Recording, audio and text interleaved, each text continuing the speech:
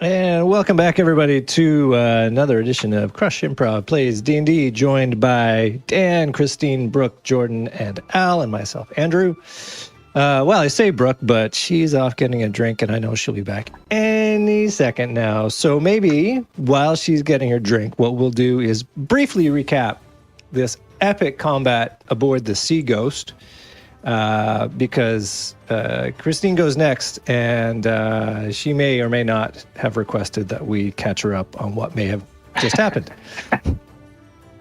It has been 2 weeks. A whole bunch of monsters and pirates, and we found out the little lady on the boat is not a little lady, but a mirage of some sort, an illusion, and Gnorman went into the bowels. Now, I just want to be clear, that doesn't make her any less of a person in my heart. Yep. Amen. The fact that she's not actually real here changes nothing. Well, who knows what plane of existence she was real to me. Yeah. That's right. Just if you still remember her, she'll always be alive. It would be unfair to her to judge her any differently just because she's I'll never forget what's her name. So Gnorman was in the bowels of the ship, found a boy boarded up in a secret room at the back of the ship. I don't know what he did. Oh, yeah. What did you do with that boy? I don't know. we high-fived and You did high five. I think that's what you did, right? You gave. I believe he's spoken a language that you did not understand, but you did. So I pretended like I knew what he was talking about. It was like, yeah, up top, with my one hit point. The reason I'm downstairs is like, kind of. Oh yeah, Right. That's kind of important. Oh, as well, there's like a wall of. Is that wall of water still? No, it is gone because you managed to do some damage to Nunketa, who broke his concentration, and then the wall of water was dispelled. But speaking of low hit points, we should probably circle back to Glonda, who's being stabbed and bitten by two very angry lizard folk. So why don't we jump on in to the top of round 6, ladies and gentlemen, valued viewers, in this extended combat, where Glonda leads us off at initiative 18. So, Glonda, you've got trouble to the left of you, something to the right. Jokers to the right. Jokers to the right, thank you. What would you like to do? First, I want to just loudly sigh and say, "Oh, if only Jojandron, Tergar, and Nimeralian could maybe come to my aid, as I am nearly perished." I'm up here. Oh, right. I was looking at Phantom Other Tergar, fake Tergar. which I need to say also has its own place, his own feelings. True. While I don't represent him, that is another being that needs to be respected and honored. Just because that's not actually Tergar doesn't mean we should treat him any different. He was real to me. Okay. All right, now that that's taken care of. So I'm down to 6 hit points. Oh, are you serious? Yeah. Yeah, I think I told you What, about week that. 4 for this fight? Yeah. Is it the And third I'm week, like- fourth week? I'm a 48 total hit points, so I've been getting a little bit of wailing. So I don't know how worth it this is gonna be, but I'm gonna give myself cure wounds. Well, they'll give you a couple more rounds before they decide to go all in on you again. So Well, there's that. maybe, maybe I shouldn't. Can I give myself cure wounds once I'm fainted? No, if you fall unconscious, you do not get to do anything. Okay. I'm between cure wounds or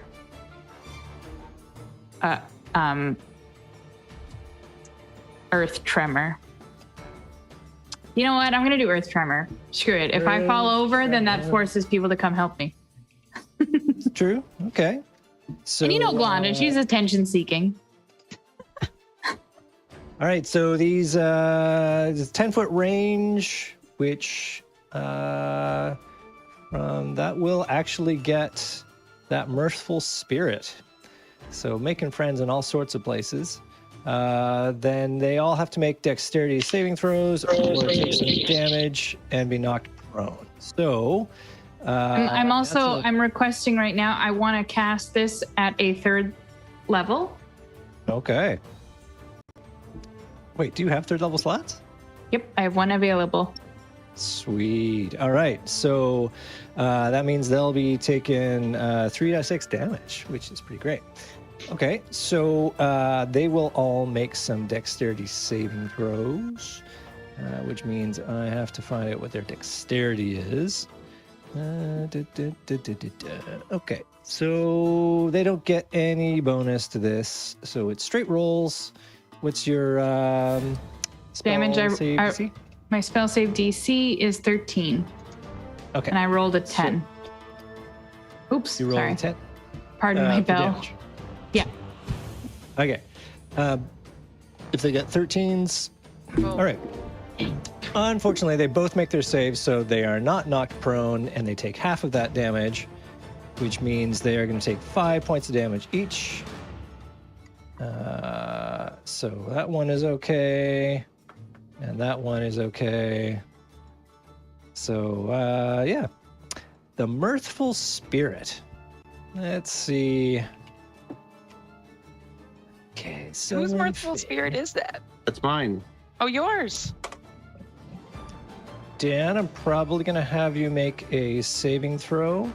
It gets +3 to this roll, and it needs to beat a 13. He fails. So he takes 10 points of damage and dies. Well, And glad false I saved someone, not myself. But I'm gonna die. Who died? Tergar? No, the mirthful spirit. But that was our Oh. good guy. That was a summoned helpful spirit, yeah. Was he helpful? That was Yeah, Tergar's he helpful killed the spirit. captain. It's like you killed Petrie just now. Did you go after Mirthful Spirit? She didn't. I didn't know who he was. Yeah. I just tried to knock the guy's prone next to me because I'm gonna die. Hey, he's just a spirit. He's not a real person. I'm sorry. Oh, that's so All right, mark off your 3rd level spell slot. Right. That is so funny. Did you There's even still hurt 2 it? Terragars out there too, so there's a whole lot of shenanigans Did going you on. even hit a lizard?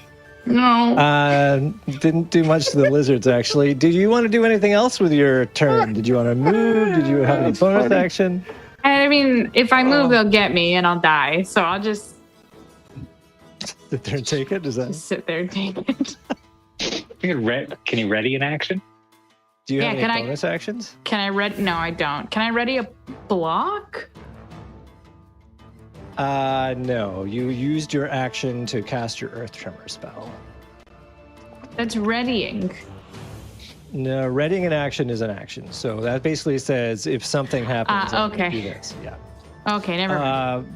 But I will give you a spoiler in that you do actually have a bonus action. What's my bonus action? You're a bard. What a bard? Bardic inspiration? Mm-hmm. You don't have Okay. to, you know.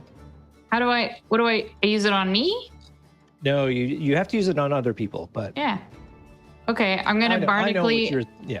I'll bardically inspire the Tergar closest to me, Okay. That's me. and I say, "I'll give you a song, and you'll give me a hand, huh?" And then diddly-doo, diddly-doo, zap zap. Nice. So Tergar now has a bardic inspiration die. It is now. Yeah. Andrew Spencer Lee in Louisiana says, helping people? Lame. We have Sam Bellet posing as Tergar now, although nobody really knows that. When last we left that side of the boat, Joe Jonderon had gone over to help Nimralian, and Tergar, quote unquote, seemed to take great offense to that.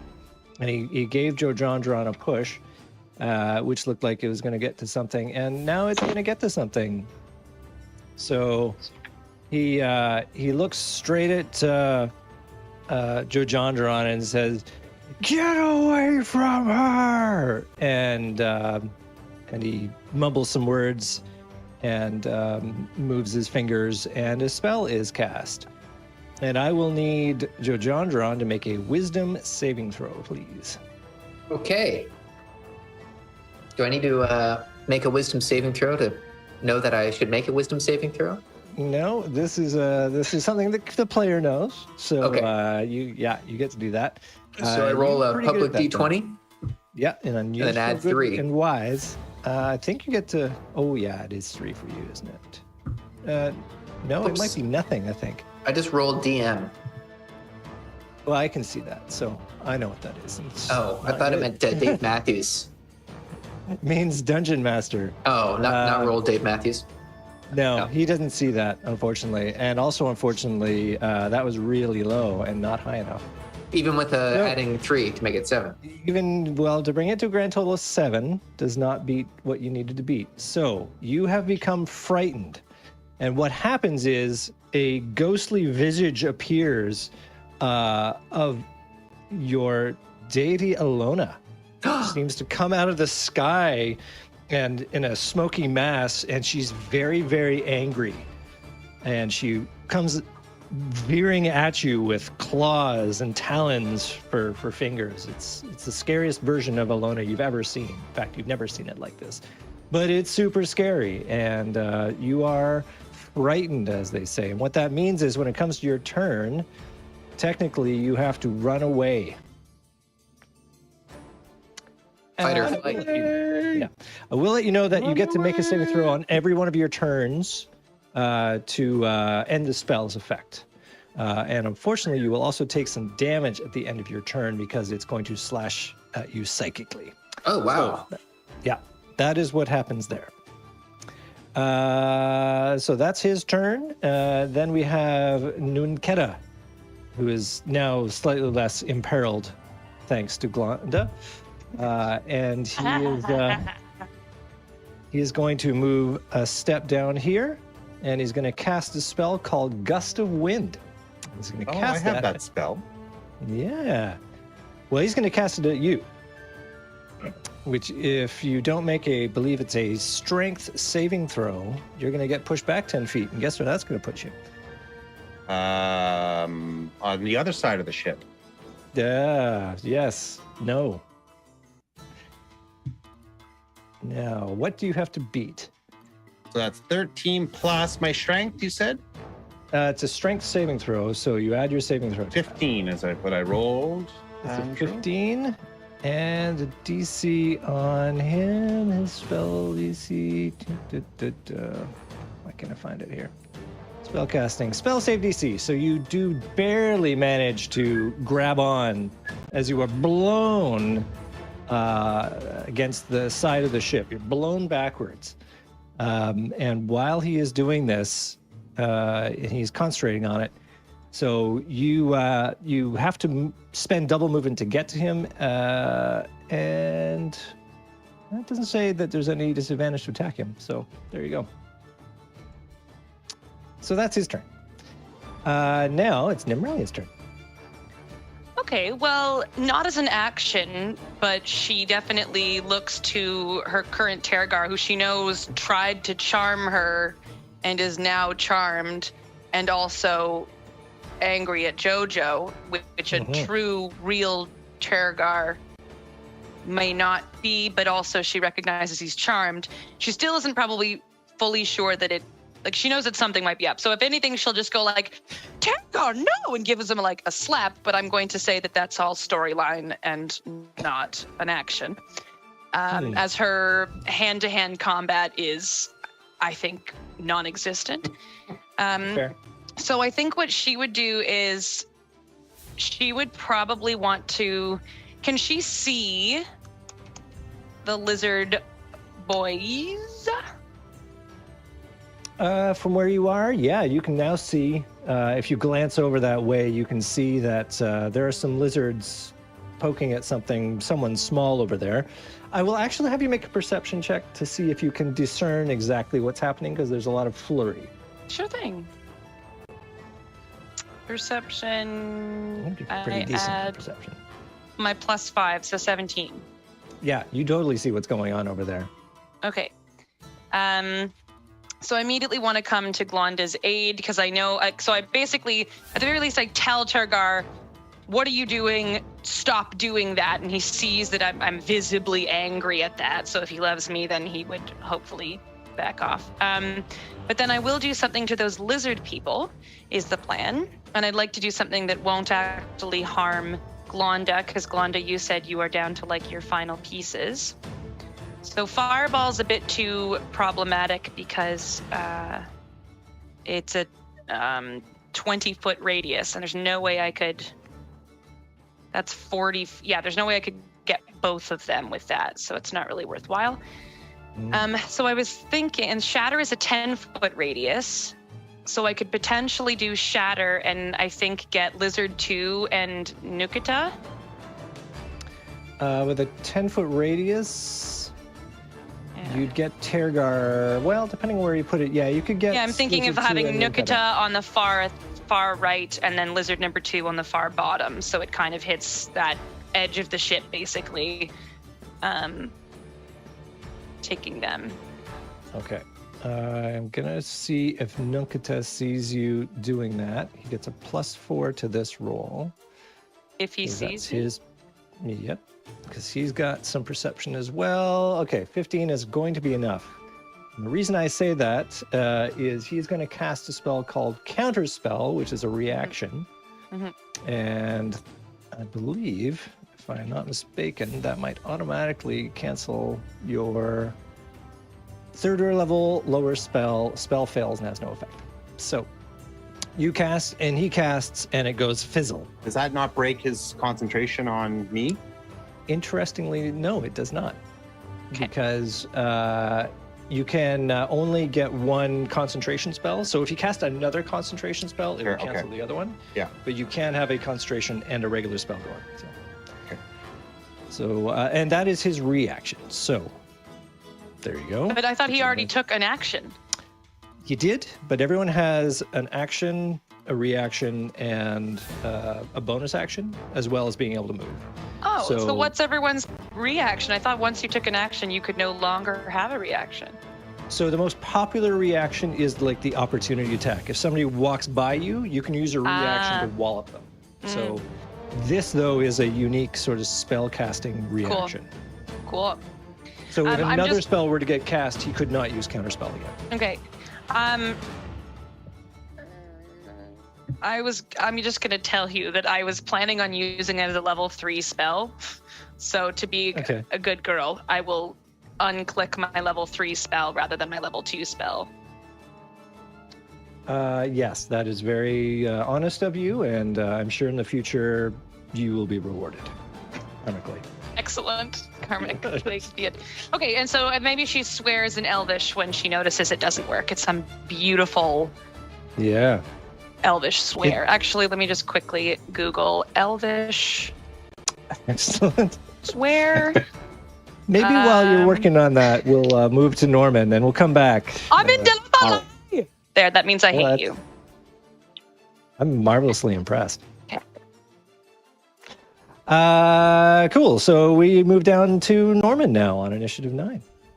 Okay. All right. Okay. All right. So, Buddy in the closet, I just stumbled upon. So I cannot understand anything he says. That's correct. You do not speak the language he is speaking. I am trying to project to this individual a sense that it's like, hey, dude, I'm on your side, just to, keep things nice and calm. And I try to coax this individual to come out of the hiding spot, and maybe that I'm a friend that they want to hang out with. He gladly comes out of there. You released his bonds. He gets that you're probably a good guy. So he gets out there and he's looking around. He's looking for something in this room. And he keeps on saying a word, that you don't understand. He says a couple of words, but he repeats the same word again. It's like, The general vibe from this person, do they look like they're somebody who could kick some butt? Or are they like, do they seem like they'd be a friendly ally in this situation? So technically, he looks like a young. He has very elven features, but he doesn't look anything like Nimralian. So he's got a very greenish blue pallor to his skin, but those elven ears are unmistakable. And what he's saying, like you've heard Nimralian, you've heard Tergar, Jojandron, you've heard them speak Elvish. What they're saying, what he's saying kind of sounds like that, but it's different. So you putting two and two together, I think maybe he's kind of related in a way to them in terms of his lineage. He's and young. it's clear that they don't understand what I'm saying. Like I'm That's it's not like they can get what I'm saying, but just can't speak back. But it's just a full. He doesn't immediately switch to common and go, "Oh yeah, geez, why was I saying this?" Seems to be stuck in whatever language he's speaking. But he also looks pretty beat up too. He looks a little emaciated, a little bit dehydrated, a little beat up. Okay. Well, I'm going to spend 2 key points and heal myself a little bit using quickened healing. Sweet. Because I am down to my last. So that's a martial arts die plus my proficiency. So what die is that? Your martial arts die is a die 6. So right. I believe if you're spending 2 key points, that means it's 1 per die. D6 plus 3. So 2 of them, and then you add 3 to each of those. All right, cool. Thank you. I haven't done this before. No, not D4 to me. Okay. Rolling publicly. Here we go. Here's the good stuff. Did it happen? It did happen. Plus 3, so that's 8. That might be plus 3 to each. Oh, hang on.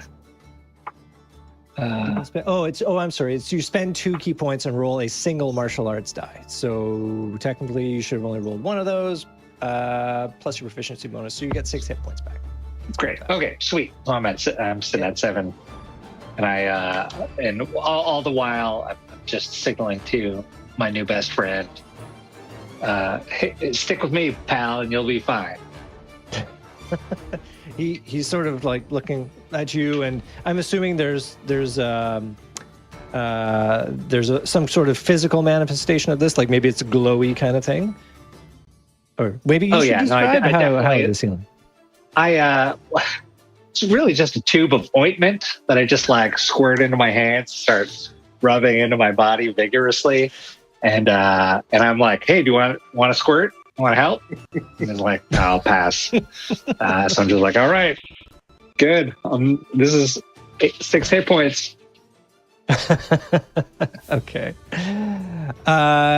Cool. So he's looking, interested in what you're doing there, but again, his attention is divided between you and looking around this room for something. So he's tempted to like help me get a good lather going. Tempted, but not really tempted. Yeah. Got it. I know that. I know that look. Yeah, you've seen that look before. Yeah. Let's march on up to Jojandron at an instant beat. I'm very scared. You are very scared. So I'm going to run away. That sounds like a totally logical thing to do. So I'm going to run so far away that I'm going to end up very close to Glonda, I think. Ooh. It's true. Well, you do manage to get that far with your move, and then you could get that far as well, climbing up the stairs. It's at this point you're going to need to make another wisdom saving throw for me, please. Okay, this time I'm going to roll publicly. That's good. Everybody can see how good time. it is. And I get a 14 this time. Is that 14 total? That's a 14 total when I added 3 from 11. Okay. I'm afraid to tell you that I don't. I'm afraid as well. All You are afraid. And unfortunately, what this means for you, my friend, is you're going to take some damage as the horrible vision of Alona slices into you. It like reaches into your heart. Psychically. Psychically. Well, I mean, for you, it's real. And you take 26 points of damage. But they're just psychic points of damage, so that's a different cell in the spreadsheet. No, those are real. The problem is that you don't get to. Generally, most people don't get to have anything that resists psychic damage. Okay, except for me.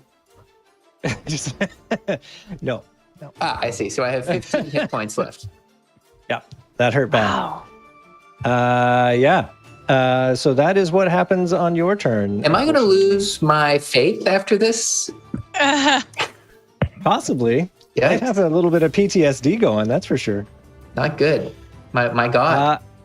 Yeah. So that brings us to the lizard folks. And that's my turn, huh? Lizard folks. It is unfortunately your turn. If you don't make that saving throw, you are still you're still frightened. Yikes. Yikes.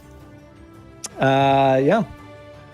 So, speaking of instant death, the lizard folks. Well, now there's somebody else that's wandered into the fray there, so I feel like maybe Glonda won't get hit by both of these guys. What is Joe Jondron's armor class, for instance? My armor class is 18. 18. Okay, That's well, high. that's pretty good. Let me get my lizard folk here. Okay, so they make 2 attacks. It's +4 on both of these. So let's attack Joe Jondron first.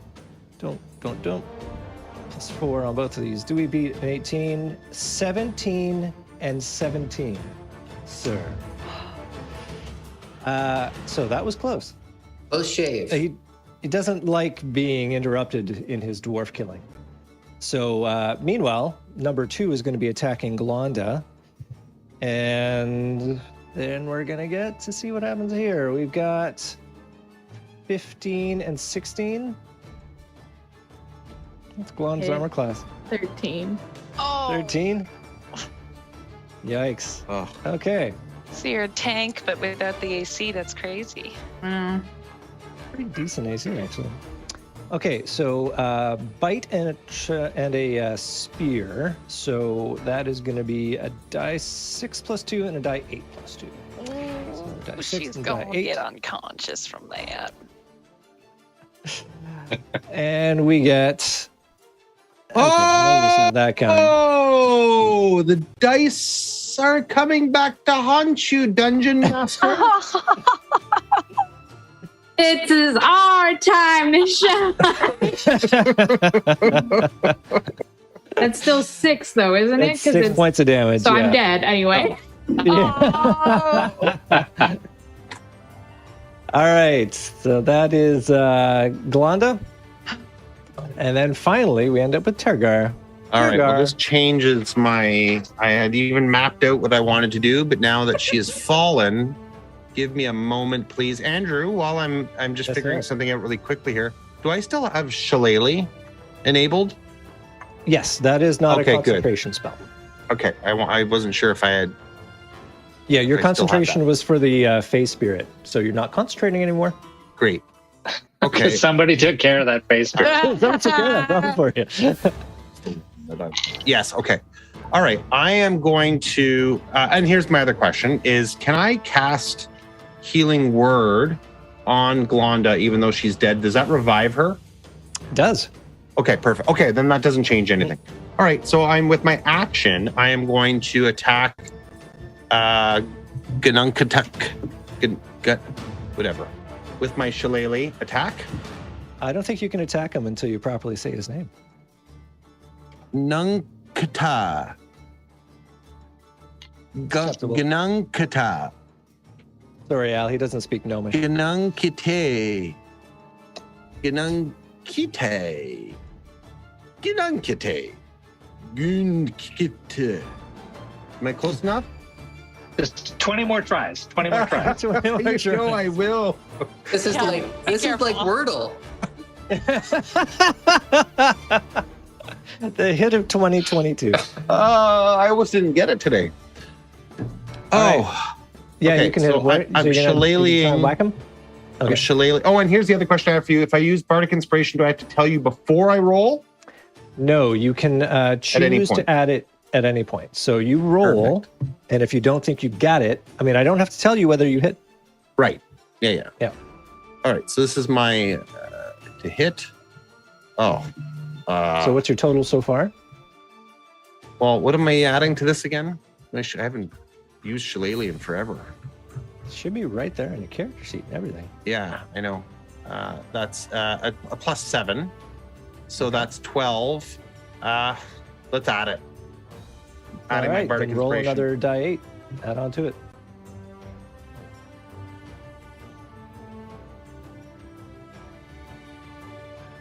How do I get rid of? Oh, there it is. Okay, good. I want to get rid of that. 20.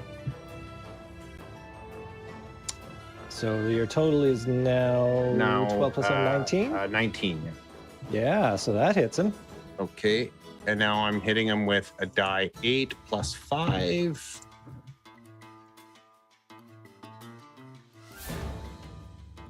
So 7. 7 points of damage. You thwack him hard, which means, of course, we need to give a thwack.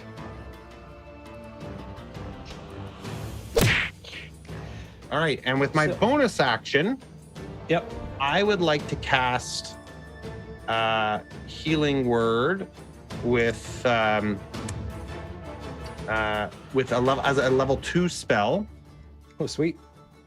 which means that it's 2 die 4. Do I roll that or does she? You get to roll it, your spell. Okay. And it's plus your spell casting ability modifier. So that's plus 5, I think, eh? That is plus. It's my wisdom, so that's plus 5. Yeah. Yep. Okay, so 2 die 4 plus 5. Come on, Dan. Let's see some good numbers here. 4, so 9. Not So I bad. do 9 points of healing points on Glanda. I have Bardic Inspiration through this whole time, and I sing it as this healing energy courses through my fingers and heals your tortured body. And I need Sounds a not lot take like a this. gamble of trying to survive this, which I had a feeling I would have failed 3. Punches her awake. I have given you the duck. Yeah. You are prone, so you are lying on the ground, but your eyes blink open. Lizard folk may not know that you're awake again. Just saying. Yeah, I'm gonna Okay. pretending I'm dead. Okay, so coincidentally, this mysterious guy next to Norman has an initiative, but he's not going to do anything. He's going to sort of rifle through the contents of this room, and I should just figure out what room this is. Oh, it's that cabin. Okay, he's gone to a box. And he is sort of it's a pretty stout long box, and actually no, it doesn't make sense. There's a big trident behind the box, because I'm like, no box is big enough to hold the trident, which clearly means something to this elf, who picks it up and looks at it and holds it appreciatively, like, yeah, finally got something back. You can tell that's probably what he's saying. And then he looks patiently and attentively at Norman, as if to say that he is going to wait for you to do So something next. what are his vocalizations then? What site did you find that Google this curse on? I simply Googled Elvish swearing. All right. No, I'm up to the challenge here. Elvish swearing. Sindarin Elvish swear words. Oh, I love it. Yeah. Okay. Well, then clearly he says, "Utunun ekalikorim." You wash out that mouth. You potty man. All right. Top of the round. Glanda at 18. Glanda lying on the ground. Recently unconscious. Conscious again. Can I attack the feet? You can make an attack while you're prone. It is at disadvantage. Understood. Mm. I don't have many options here without rendering myself noticed or attacking at. Can you heal yourself? I could use cure wounds on myself. Would that make me notice? Like, will they see me? Because it's just touch, just so I could touching just go. Okay. Well, it is a verbal and somatic, so you have to say stuff and you have to move your hands and gesticulate some. So they would get to make a perception roll to see if you were not as dead as you purported to be. Their perception ain't great, but I'm rolling pretty good. But then there's also worth noting is that they might notice that she's like kind of going, oh God, I'm not well. And they still might not perceive her as a threat and attack her, if that makes sense, right? Totally true. Okay. So many things could happen here. I will try to cure myself. Okay. No try required. You do it. So you get to just roll your dice, depending on the spell level that you cast. Just the first one, because I ran out of everything else. Cool. So I think that's a die plus your spellcasting ability. So I've given myself 9. 9. Sweet. So you get a little bit more health there. Yes. Okay. Okay. So that's your action. Did you want to do any movement? Did you want to just sit there lying like a lump? Did you? So if I getting up and trying to leave, one, I'll get opportunity attacked, which is okay. Would I get opportunity attacked by both? If you run away from both of them, like you right now, your figure is touching both of them. But if you move to a point where you're not touching one of them, that's when they would get to try and attack you. If you move away so that both of them don't touch you, then like they'll attack you when you leave, kind of thing. Right. So if I tried to leave, one, I would have to pass through Joe John Geron. Like I'm pretty much sandwiched in there, which is fine because we're friends, so we can say, excuse me. Yeah. But because of that, they can still, since I'm technically touching both of them now, they would both be able to opportunity attack me. So if you move towards Jojandron, number 2 would get an opportunity attack on you, but number 1 would not until you moved to, say, here. Like once you move further away from Jojandron. Understood. Then he would get his chance.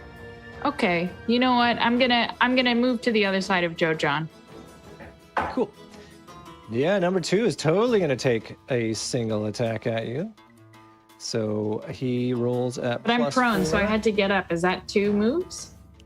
Yeah, that is. So half your move to get up, and then you could move the rest of your movement. So okay, but I'm not moving very far. Yeah.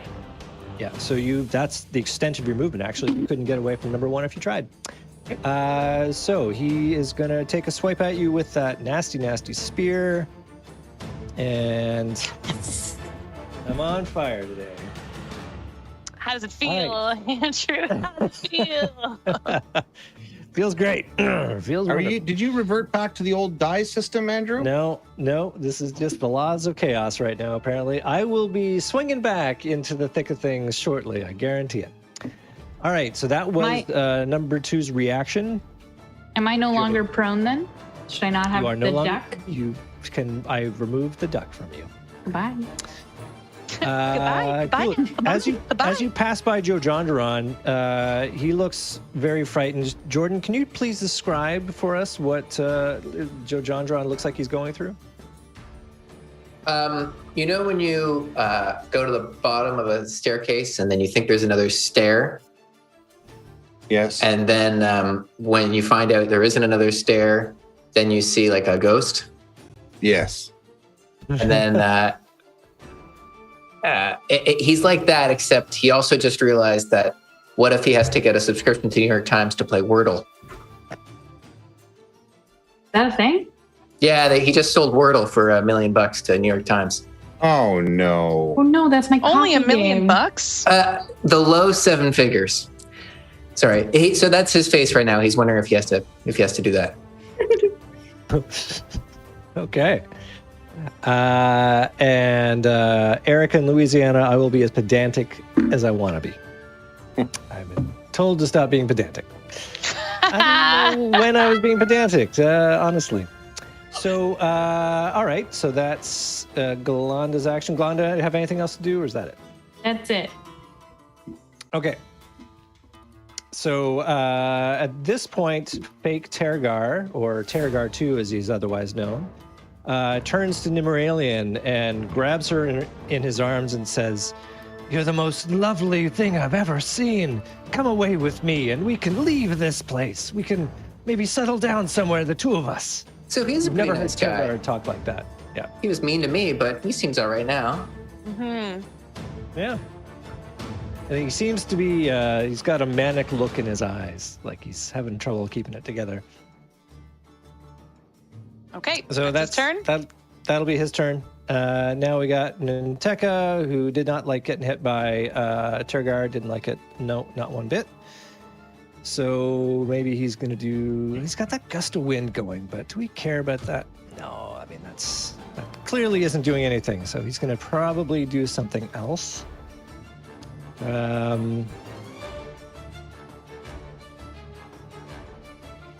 Yeah, but the question is what? What will he do? He is going to cast a spell because that's his jam.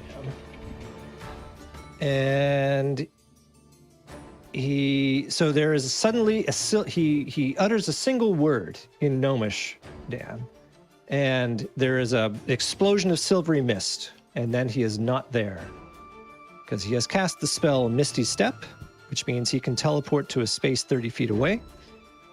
It's funny. I just described missing a step. He got the girl. Misty Step. I always thought Misty Step was that you brought yourself 30 feet above you. I'd never realized you could teleport yourself somewhere horizontally. So you thought a spell that you would teleport 30 feet straight up? Like I pictured it being like you could, yeah, like you could be like if there's a, yep. I never read that as it being like you teleport somewhere. I've never. I just have Even the though the vision word of like step teleporting. is in Yeah. like. Oh, the But I pictured it like a staircase, like you walk up steps.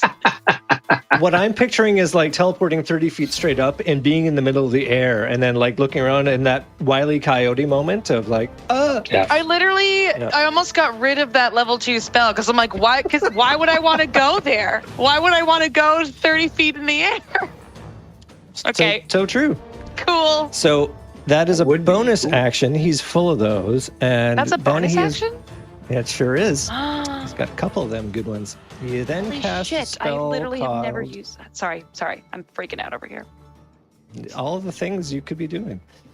He then casts a spell, which is a shimmering green arrow streaking towards a target within range, which is Tergar. He's going to make a ranged spell attack against you. What is your armor class, Tergar? 15. 15, and he gets +7 to this roll, which we're rolling public, and it turns into, oh yeah, baby, is 24, which I believe will hit. So he is going to do 4d4 acid damage. Oh my god. Yeah, that's pretty great. Come on, dice. Phenomenal. It's pretty great. Only 4-sided dice. That would be 10 points of damage, sir. You have been hit by a shimmering green arrow. Acid splashes over you, burning you horribly. Bonus points if you let out a Tergar yowl for us. Very good. And it is continuing to sizzle atop of you. You will take more damage next round. So That is the says extent- you. So says I. And I think he can still move. Yeah, he's going to move. Can he move? Yeah, he's going to move to here. Because if he moves away more, he'll move past Nimmeralian, and he doesn't want to do that because, opportunity dies. That is his turn. And now, speaking of Nimmeralian, it is her turn at 12. Ay, ay, ay. Okay. He is a spell man. I don't have anything to silence him. He's invisible again, I guess. Is that why we can see him? Because he didn't attack? Oh no, you said sorry, he used Misty Steps, all he did was teleport. Yes, that's right. He poofed and then unpoofed 30 feet away. Okay. Creature takes 3d damage. And is he looking menacingly at her, or is he looking menacingly at Tergar? He's come over to Tergar, and he's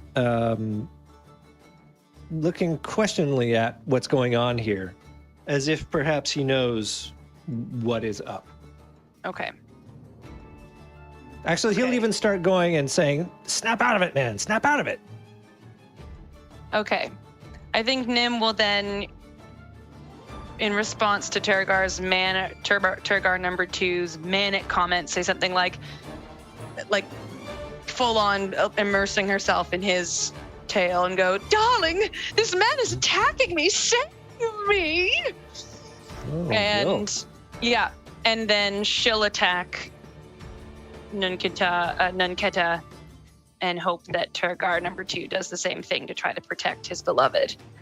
Very nice. Now, I'm just realizing when he grabbed onto you, technically that's a grapple. Yeah, so she can't move away from him, right? Well, no, you can. You can try and release yourself from his grapple.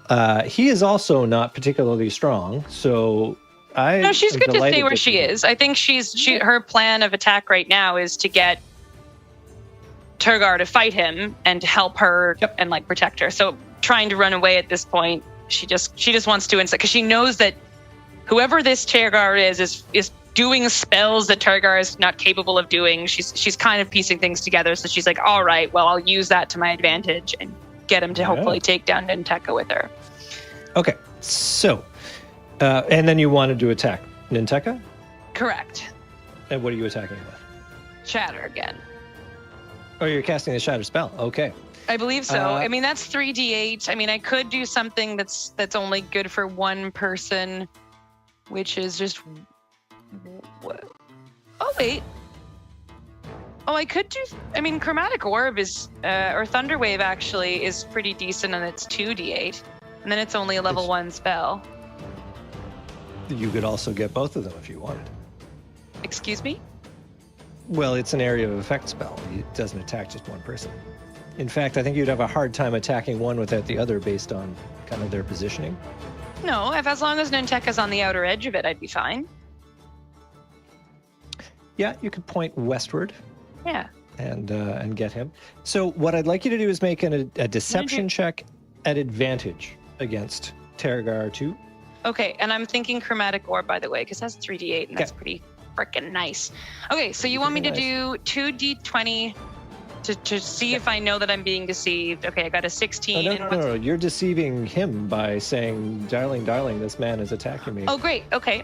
So and 16. He totally falls for it. So. Okay, great. So he's in. He's in on the plot. Yeah. Great. She's not a great actor, so that's really good. Wonderful. Now she will try to cast Chromatic Orb. Excellent. So here's the thing about casting a ranged attack at close range. Oh, I got to do it at disadvantage. You got to do it at disadvantage because he's right in your face. Okay. So. And how do you know? How do you know whether it's ranged or not? It'll say in the spell description, and when you do Chromatic Orb, it'll say make a ranged spell attack against the target. If the attack hits, takes 3d8 damage of the type you choose. I see. And so all of my spells are almost ranged attacks. Right? Well, some of them, if it's a ranged spell attack, you're rolling a 20-sider and seeing if you hit. Some of them are you just do damage and. Okay, then I'll do Thunderwave because that's 2d8 and I don't have to do that. They just have to make a saving throw. Yeah. So I'll do that then. Ninteka. Okay. So Ninteka's making a Constitution saving throw. Is that it? Oh gosh, I just stopped looking at it because I was proud of myself for making a decision. Yes, me? Constitution. Yeah. Okay. What did you say, sassily at me? No, I said he should have stuck over on my side of the ship because I'm not I wouldn't have been able to have hit him as hard as Yeah, you. you should have said it. Hey, what was that? What did you say? You just I mumbled literally didn't sassily say about me? anything. What was that? I didn't say anything. He gets a +2 on this. He gets a 4, which means he does not make his saving throw. Do your dirty Bing, bing, damage. bing, bing, bing. Okay, so it's 2, 8, and he also gets pushed back 10 feet. Sweet. That's not going to be good for him. He's going to fall off the. I hope he forecastle. hits his head. The ass Oh, castle, dang. as we Only call 4. it. That's sad. 4 damage. 4 damage. Okay. Okay. So, yeah, he is going to do this. He's going to tumble over there because. So, yeah, that's. Does he fall prone? He's going to make a dexterity check to see if he absorbs any of this. Nope. I'm on fire today. So he takes. Can you roll 2 6-siders for me? Because that's damage he's going to take from falling from one side to the other, or falling down, as it were. Oh, geez, we're all doing poorly with these We're dice. all doing great. Okay, an Okay. extra 3. Lands with a thud. Ah! Is there anything else you would like to do with your turn? You've done a lot. Finish him off before he hurts me. Just really egging this man on. Nice. Let's go to Norman now. 2 decks down. Okay. Mid-chew. All right. I'm going to head back upstairs. And I'm going to gesture to what's his nuts that he follows me, What? because I believe we're best friends now. He follows you. And then so I get up to, I walk out. So where would the door, if I were to go all the way up to the main deck, do I pop out right where Nuteca is, or is the door on the other side? No, you pop out 1 square to his east. Like right there?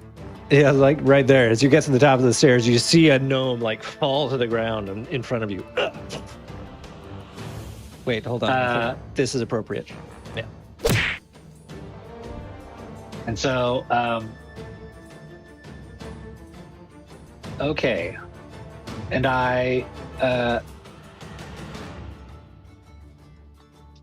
geez, I can't remember. Do I recognize this person as being one of the people we're fighting?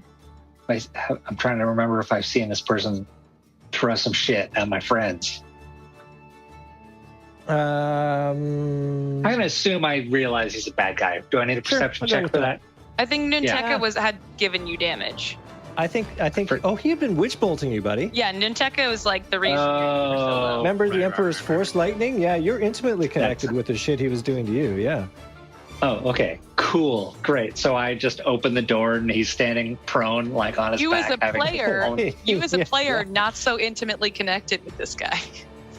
Sweet. Oh, so I'm going to quarterstaff the shit out of this dude. Yeah. If he's just right there at my feet, it's just like, oh, hey, surprise. Yeah, this is a prize for him, all right. So, yeah, you get to do that. And here's the best part. Since he's prone, you attack him at advantage. Beep, boop, beep. A lot of people prone today. Yeah, not good for them. So that is a Holy 13 plus 7, 20. Dirty 20. Totally hits him with quarterstaff. All right. And the damage is a d6 plus 4, which smells like 7 points of damage. 7 points. Okay. Done. Sweet. Okay. If he's still kicking, then I'm going He's still to kicking. use my extra attack, and I'm just going to smack him a second time with a quarterstaff. Excellent. Still at advantage. It is still at advantage. Great. And that's going to smell like this. Ooh, 21. Ooh. Very nice. And the might even be damage 24 will, if my math is right. well, I don't know, more than 20. More than 20. And then 6 points, another 6 points damage. Another 6 points. Okay. Yeah, he's still kicking, but definitely there's another thwack against the poor defenseless prone gnome. So anything else you would like to do? Do you have any other actions, my friend, or is that it for you? I mean, I look over my shoulder to see if what's his nuts has followed me upstairs. And I'm just like, huh? See? Liv, is this good? Do you like this? Do you want to get in on this? Oh, he's got some vengeance in his eyes, to be sure. Yeah. Yeah. And then, so I guess, that's all I can do with my turn. Although if I were to move, does he have an opportunity attack even though he's prone? Technically he would if you moved away from him. So if you put a space between you and him, he'd be able to opportunity attack you. But if you sort of stuck to him, you can move around him basically. Okay, well then I guess I'll move. I want to leave some room. Can I do that? I think that is the extent of your movement because you did climb up all those stairs. Yeah. Okay. Sweet. I'm done. Cool. Let's go to Jandron at 8, where the very first thing he wants to do is make a wisdom saving throw. No kidding. Really wants So to I'm making going it. to rolling publicly, adding 3 to it for a total of 12. Oh no! No, that is. I'm still not having a good enough. time. All right. Unfortunately, Alona, nasty spirit, smoky, evil-looking Alona, rears back and puts her spiky talon through your eye. And Psychically. Scream at psychically, yeah. And you might rear out in pain, which maybe you could explain for us as we roll some damage. Only 10. Only 10. No, I'm 10 still points of around. damage. I'm still around. I got 5 left. Oh, is that it? Yeah. Okay, so it is a horrible, horrifying experience, but she like cackles with deity-like delight as she rips into your cornea. Well, if I wasn't so afraid, I'd feel very brave at this time. Yeah, that does follow. All right, so now we have the lizard folk who... What are we going to do with these lizard folk? All right, they're I have a not question. super intelligent. Sir? Do they see what's happening to me, or is it all happening in my head psychosomatically? I will say that Glonda does not see anything happening. She does not know why you are reacting with great pain. Okay. Which should be everything you need to know. Okay, so what's going to happen is they are looking around and they're evaluating the threats. And on a 1 or 2, they're going to move to attack Turgar. On a 3 or 4, they're going to move to attack your Jandron. And in a 5 and 6, they're going to move to attack Glonda. Or any combination that kind of makes sense in there. So we're rolling the dice, and we're going to get 2 sees Terragar moving up there and does not like the look of this at all. No siree. So he's going to move over there. But the one on one, number 1 is going to continue to wail on Jandron. So that is going to be 2 attacks at +4. And they are not going to connect to an 18 at all. Meanwhile, So Terragar, I'm like rolling on the ground. and so they're just trying to punch me as I'm writhing in pain, and they can't do it. Yeah, clearly they think that this is all a big act, and they just need to put you out of your misery. But Terragar being attacked by number 2, getting +4 on these. 6 and a 7. I don't think that is going to hit. So that's it Dice for our are lizard folk. broken. And I Listen, love it. I don't complain. Do you want me to change it again? I'm not complaining right now. I was going to say. So Terragar at 3. Is your All right, I have a question for you. I used animal handling before on these guys. If I were to use it again, would that be an action? Certainly would. Okay, I'm gonna use make an animal handling roll to see if I can connect with this thing that just tried to hit me. That I don't mean it any harm. That I'm its friend, because I think there's been misunderstanding here. I find it odd that third lizard folk is still in the cabin and hasn't come out. I find that kind of odd, and I'm not entirely sure that means. I just don't see these guys being on the same plane as the others. Maybe I'm loving animals too much, so I'm gonna Dan, we're on a boat. Did I say plane? Yeah.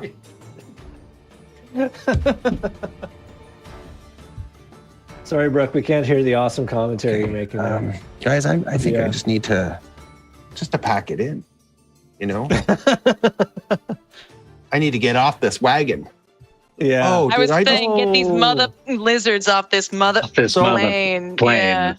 Yeah. Yeah. Andrew, this is a die 20 animal handling roll with my main action. It is. This is a +8. 25, baby. Come to mama. I didn't want to tell you, but you were going to have to roll pretty great. And it turns out you roll pretty great. So, through your non-threatening gestures and clear lizard folk whispery skills, you managed to convince lizard folk number 2 that this has all been some huge misunderstanding and that he should not attack. And he lowers his spear and grunts at you in a language you do not understand. All right. With my bonus action, Andrew, I would like to use my magic stones to and fling them at Gunung. So we have, I I can't don't do know that if now, Matt is can I? watching tonight, but we have an important rules clarification with Magic Stone in that Yes. the spell allows you to empower the stones with magical energy. The act of throwing them, Actual act is not yes, a bonus action. exactly. So That's they do have stupid. magical energy that you can then throw the stones with. So you could use a bonus okay, action. well, to then create the forget that. magic and then throw. Fair enough. Forget that Matt? then. Interrupting gonna- your fun since 2021. I really liked Matt. I did. Okay, but he's got to get out of my car and into my Yeah. dreams. You know What what I'm does saying? that eat? I have no idea what that means. Ask Billy. We're sailing That on the was Billy great, Ocean. Yeah. I'm going to cast a level 2 healing words on my brother, Joe Jongeron. Oh yeah, he looks like he's pretty hurt. So that is Cool. 2 die 4 plus 5. Come on, roll well. Well, 8 points. You get 8 points, Jojo. 8 points received. That's your action, your bonus action. You have anything else you want to do? Do you want to move away so that he can I am possibly going attack to you? move here with my friend. Mm-hmm. And I don't know if I can do this in this turn, but with that animal handling, I'd like to also encourage him to go get his friend and just have him disengage as well. Could that be part of the animal handling moment? Maybe we'll see what Lizardfolk 2 does on his turn, Okay. but that is not yet his turn. Okay. So that is him, and then we've got the new Norman's new friend who's right there, and he sees Norman going to town on Ninteca, and he thought, well, I've seen this jerk before, and I didn't like him much either, so he goes over here, and he's going to go to town. On, I'm a role he's going to model. go to Gnome Town. So yeah, he takes his trident and he tries to stick it where the sun don't shine. In his nether regions? In his nether regions. So he Little gets beams. +4 on this. And What's happened to Petrie, by the way? Oh, we just kind of ignore her at this point. It's just too complicated. Still on the rowboat. She's on the tugboat, yeah. Yeah, she's just hanging. Tugboat. So unfortunately, our steamer. green skin friend is clearly a little emaciated. He's not doing so great. He misses. Oh, you should have rolled at advantage. Yeah, I was gonna say. Yeah. Okay. I'm gonna roll that second die. Oh, little beebs. Little beeps. All right. Well, the narrative completely changes as he reaches deep within inside himself and finds the strength to continue. So with 2 hands, he's going to roll 2 die 8 and add 2 to it. Wow. That's That's pretty a crazy, big yeah. weapon. Well, when he's using it 2 days, he gets 10 points of damage, which +2. that's enough. No, I think it was. I thought you said 2d8 +2. I did, but didn't. It was 10. I rolled a 6 and a 4. Yes. Oh, you're right. And then there's 2 on top of that. Okay. Doesn't matter. Nuteka had 10 points left. So Little beebs. Ooh. Little beebs. Little beat. Little bees. Little beat. All right. I am going to answer to Daily Dice in the chat. Petrie has been journaling all of this activity so that Blonda can write a song about it after it's all done. That's fair. We're at 8:35. We just finished the round. Should we take a break and then come back to see where this goes? All right. Yeah. We're back, ladies and gentlemen. 5 minutes.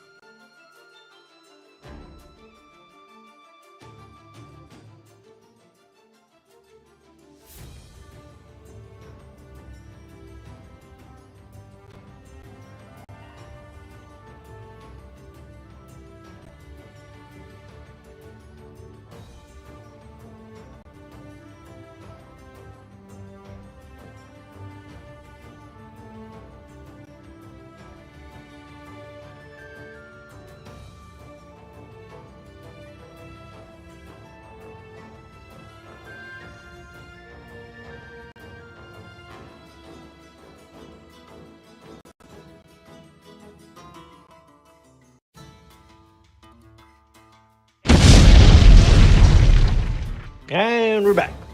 I'm sure Jordan will be back with us momentarily. So we'll go back to the top of the round. And Galanda at 18. Curiously enough, we were just talking about what Galanda might be doing next.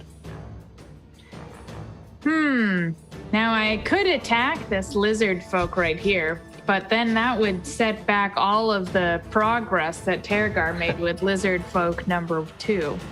All of those lizard rights marches that have been happening. Yeah. Gosh. Yeah. I So like to talk about those. I'm curious to see what's happening on Tergar's side. So I'm going to use my action to disengage with Lizard 1 and go to the other side of Tergar. Okay, you can do that. Nice. I like it. Perfect. Anything else? I'm just gonna say, what's the plan? That's it. Hey, buddy. I don't have anything else. So, are you out of bardic inspiration? I have one more. Who's been failing that really nasty roll they've been making all this time? You know, who else on your side of the ship has been Collector. failing? Armor. My brother. He's not here to speak up for himself. Okay, yeah, I'll inspire Joe John.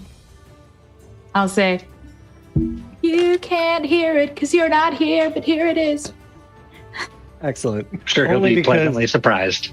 Yeah, well, I mean, he's kind of on death's door if he doesn't make this one. Cool. So that's his turn, or that's your turn. It's now fake Tergar over on the other side, who, let's see, this is what a pickle, because Tekka's been taken out, but he's got a marching order, so he marches down those stairs and takes one look at the dead body of New Tekka. And looks like he's about to go down there and engage, and then he's like, oh, well. And he turns back to you and says, he's been dealt with, my love. And then he goes back to you and embraces you again. Okay. Now, we must leave this place. Right. You and I. We can sail the seas together as lovers. That's how How long do I? Because this, I know that each round is so many seconds, and how long is 6 this? seconds, yeah. Yeah, and how long is this good for? A couple minutes? Filter of love? Because that's what you gave him, eh? Yeah. 1 hour. Oh, sweet. Yeah. Yep. That's all. Hey, man, an hour is like more than you need. Right. New Tekka is now out of the initiative order. Let's remove his initiative. We barely knew ya. That means it's now Neuralian's turn. Right. Can she see what happened to Ninteka, or would she have to go close to the? No, you would not have seen what happened in New Tekka. Okay, You I knew that think he fell over the edge, and then you heard some thwacking, but right. I think she maybe needs he to was see. thwacking somebody else. Yeah, I think she needs to see for herself because she obviously doesn't trust Tergar at this point. I think she wants to go and see for herself that Ninteka's down. Okay. So is she grappled again? Technically, yeah. Or she could be like, come with me, my love. Show me. And he'll just go with her. Bravo. Yep. He helps you over to Okay. So like, Yeah, I don't know, exactly. there-ish or no, Sure. here-ish, whatever. yeah, we'll say that's enough that you can see. So he helps you to look over. Okay.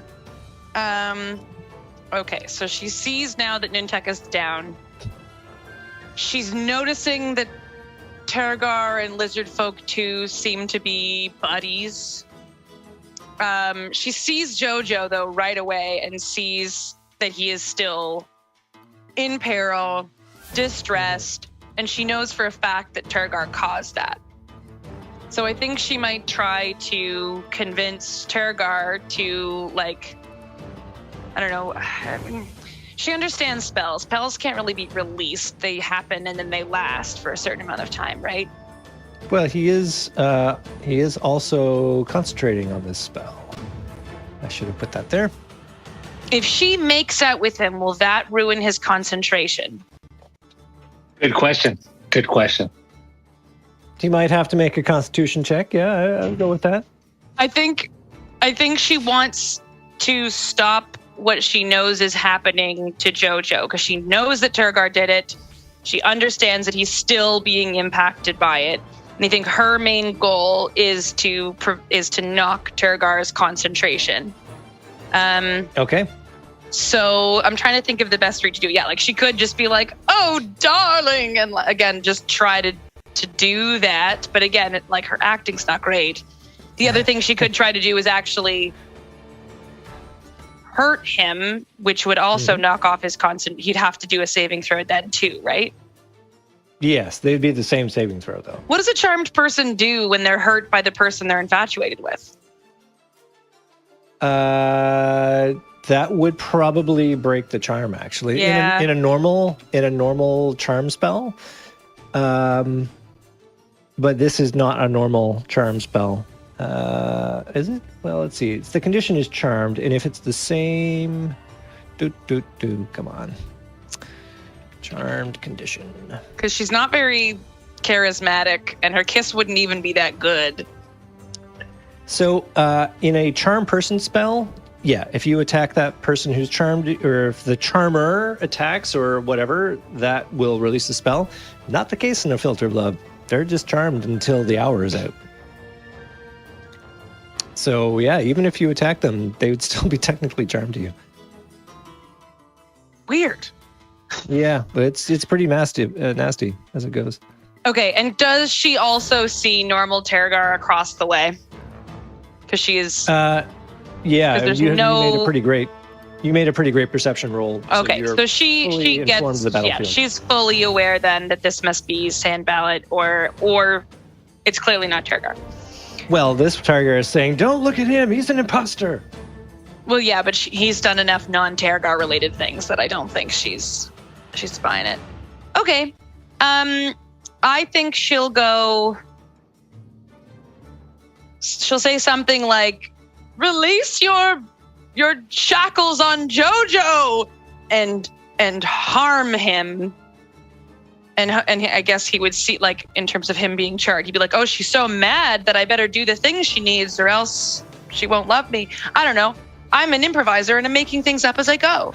Is that appropriate? I believe it's on brand. Excellent. Okay. I really thought you were going to go for the like to- 80s teen comedy option. Of the makeout. Yeah. I mean, is that what everybody wants? Is that what people want? Because Sure, if you ask You do people your in own chat, they'd thing. have an opinion. Don't ask what other people want. You do you. Oh, but I really love attention. And you do you. Okay, she wants this guy dead because she knows she's pretty much figured out it's Sand Ballot and she knows he's bad news. And so she's going to do something like that, basically be like, "Release Joe John from whatever nightmares you've placed him in." And then chromatic orb his ass. All right, roll at disadvantage. Or no, sorry, thunder wave his ass, pardon me. Okay, you're gonna... Oh, yeah, and he's pointed that way, so that won't affect anybody else. So I think he makes a Constitution saving throw. Yep. And you can roll your 2d8 damage, because that happens either way. And Jesus, these rolls are look it up. rough. Rough. And he's gonna make that saving Okay, throw. so it's he will 1 take point of half that damage. But it I also don't know. knocks him over the ship because it pushes him 10 feet back. I think if he fails a save. Oh, that's right. Oh, I was so excited because that would have knocked his he's conscience. not pushed. Yeah. Dang. Well, Does he have to do a? Does he have to do a second? Constitution. Okay. All right. So, yeah, he will take that 1 point of damage. 1 point of damage. God. Cool. And then he's going to make a Constitution saving throw. What do we got? And What? What's your spell save? No, it's not your spell save DC for a concentration spell or for concentration. I think it even is something. Oh god, concentration. Where do we find that? Mechanics. Yeah. I always forget. what Everyone's this one is. favorite part of D&D. Damage. Constant. Well, we love the Google though, right? DC 10. Yeah. So he, or half the damage you take, whichever is higher. So 10, and yeah, he makes that. So he is still concentrating like a madman. He's all She good. like zips him. She kind of just she sparks him a little to be like, "Hey, you need to stop hurting Joe Jonderon right now." She kind of, And it's there's a a- little flick in the nose. And there's a little, rumbly-dumble. on the Exactly. boat. That's about it. Yeah. Excellent. I got Norman at 9 next. Oh man, what to do? So, first of all, because I just watched Noontaken bite it, Yeah. He's impaled So- by a trident. and so from where I'm sitting, the next potential source of trouble is what between Joe, John, and Glonda. So I kind of make my way in that direction of the ship. Do I sense that? What's going on there? Is this trouble? Do I need to help? There's What's a the very mood? angry lizard folk who looks like he is in the process of attacking Joe Jonderon. Right. Let's have you make a perception check. See what you assess from the battlefield as Yeah, you get up there. I think that's what I think I Good need. place to start. Good place to start. Oh, okay. Look at you. So it Reading is, the room. Clearly apparent that there are 2 Tergars, one on the forecastle and one on the poop deck, which is strange. And yeah, whatever is happening up on here is instantly obvious to you. So yeah, the Lizard Folk 1 is attacking Joe Jonderon. Lizard Folk 2 is Tergar is in the process of making nice with Tergar, the forecastle Tergar. The poop deck Tergar is locked in a passionate embrace with Nimralian, and Nimralian has just done a thunder wave of middling success towards Tergar. So something's going on there. So it's that movie montage of just like look over one shoulder and I see Tergar with a lizard person, then look over the other shoulder. It's just like, okay, so Gnorman gets to put all the pieces together, and so I'm gonna cause a distraction right now. I think I'm gonna be like, hey, everybody, look at me, shut up, everybody, shut up, and let's Dance. take stock of what's going on and see what's what, because I think we're as a group losing sight of reality right now. Excellent. So distraction. I try to get everybody to stop what they're doing by doing a big show of stomping around, a little bit of monk acrobatics, and just like, hey, everybody, look at this guy, and stop what you're doing. Okay, I'm going to suggest you're probably in the middle of the ship to do that so that everybody can see you. Yeah. All right. That may or may not have an impact going forward. We'll keep that. In the back, over my ear there, as something that may Okay, have an so effect. I don't successfully just stop everybody from doing what they're doing. No, Or everybody's. we'll pretty- see. We'll see. We'll see. We'll see. It might have a thing, but first, let's go to Jordan on initiative 8. Okay, I just need to open up my North Star again. Here we go. Oh, okay.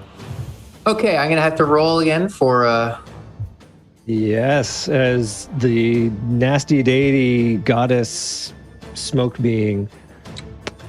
Use your inspiration. No, maybe not. Yeah. Well, it's a die 8. You get to add to that if you want to use it. And I'd suggest you might want to. Use your bardic inspiration. Yeah, I will. At you. Okay. I will. Yeah. So what does roll an that- 8-sider. What does that allow So me to do? It means that Galanda has given you an 8-sided die that you can roll, and I see. any ability check, saving throw, or attack. So this is a perfect example of that. And you add it on. Oh, There it is. Hey. Yeah. So that's the 18 total. Yeah, you totally make your saving throw, and the spell ends just as Alona comes in to do a nasty swipe across your neck. The talons reach your neck, and you suddenly see through and realize this can't possibly be Alona. She's not a creature of evil. And you come to your senses as the creature evaporates in a poof of smoke in your mind. And you are once more in control of your senses. And all my hit points are restored. Okay, well, that's good. So do I get a turn now, or is that... You get a turn now. Holy smokes. How about I attack Lizard Folk 1? He had it coming. And how about I use something really mean? One of my big ones. Or Lizard Folk 1. You may not have to make an animal handling check, just saying. You're not suggesting the tainted tet. Well, we'll see. I forget which one's my worst one. I have 3 that are very similar. Oh, for Wrathful Just for your- with the Smitheful Rat. oh yeah, What is it? Yeah, you got a bunch of good ones. Searing Smite or Thunderous Smite or Wrathful Smite? Which one of these smites should I use? Well, Searing Smite can set him on fire. Thunderous Smite does extra thunder damage, and he might get pushed around. Wrathful Smite, he might get frightened.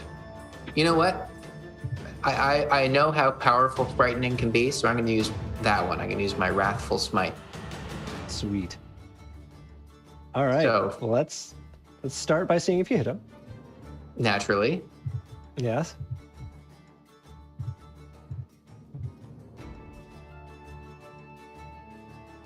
You're on with the 7s today. I know. So that's 13. That is enough to hit the guy. Oh, All right. thank God. So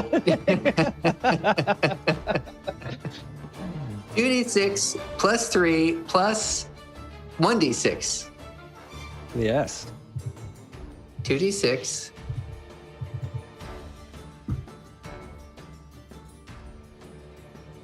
Hey, okay. All right. So Plus 3 plus 1d6.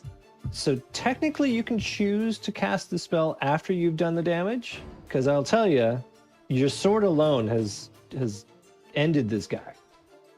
I would like to, because I've been so scared the whole time, I'd like to do You can more do than it. necessary. All right. Yeah. Oh, man. Okay.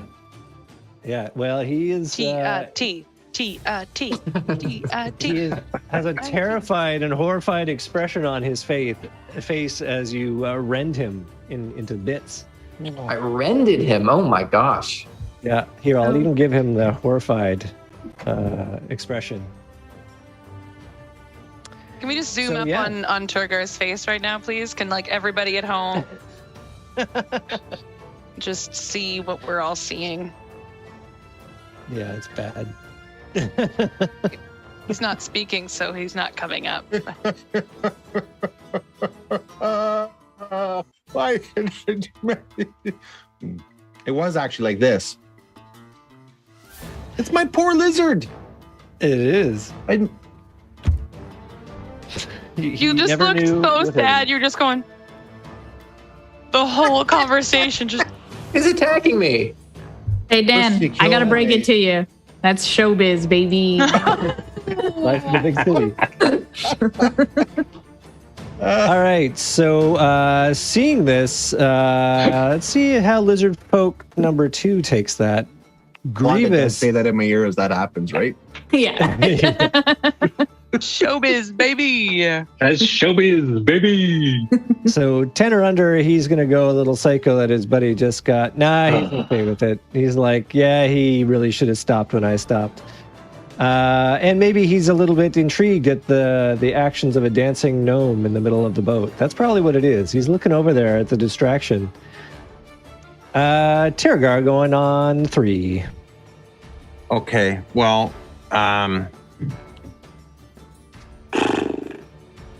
I mean, I see that I am on the other side of the boat, and I You do. genuinely It's a have bit an disconcerting. issue with that. I am going to. Enough's enough. So I'm going to cast. I'm going to cast. Oh, what could I do? Maybe I could do something more mean. Yeah, I'm gonna cast Moonbeam, which is a 5-foot radius. I don't think I've ever had a chance to cast it before. On Terragar 2. I know Okay. that guy's not a good dude. Are you sure? Yeah, I'm not that person, man. So this is a silvery beam. A pale light shines down from the sky in a 5-foot radius, 40 feet high. So if you can teleport up above 40 feet, you can get out of it. It's going to stay on that spot. Yeah. So the creature now, let's see. You need to make is engulfed in so it's now engulfed. That fake Terragar's engulfed in ghostly flames. It's going to cause Technically, that'll take effect on the beginning of his turn. Oh, so he only so it's happened, but no damage happens yet until his turn. The 2d10 radiant damage doesn't happen That is correct. on a failed. But you know save. what? I'm gonna skip to it. He only had a very few hit points left, and this has already run quite long enough. So, in the interest of moving the plot along, let's describe, because he literally had 1 hit point left. Oh, okay. So let's describe how he is incinerated by the moonbeam. As the moonbeam descends on him, his skin melts almost like the guys in Raiders of the Lost Ark. Like it actually waxes off, and there's this cool moment where the Terragar waxes off, and you see the old, what's his face's name? What was his real name? Sand ballot. And Sand so ballot. good. You see the This is sand so good. ballot, and there's this look of horror in his eyes, and then his eyes pop out and turn into a bubbling mess on the ground, and he just sort of wilts into this seeping puddle of grossness on the deck of the ship. Is he dead? No. Yeah. I use now as my bonus action animal handling to commune with the puddle to see if I can maybe befriend it. Roll at disadvantage. You roll a disadvantage. And with that, the combat that has gone on for 2.5 episodes now finally comes to an end.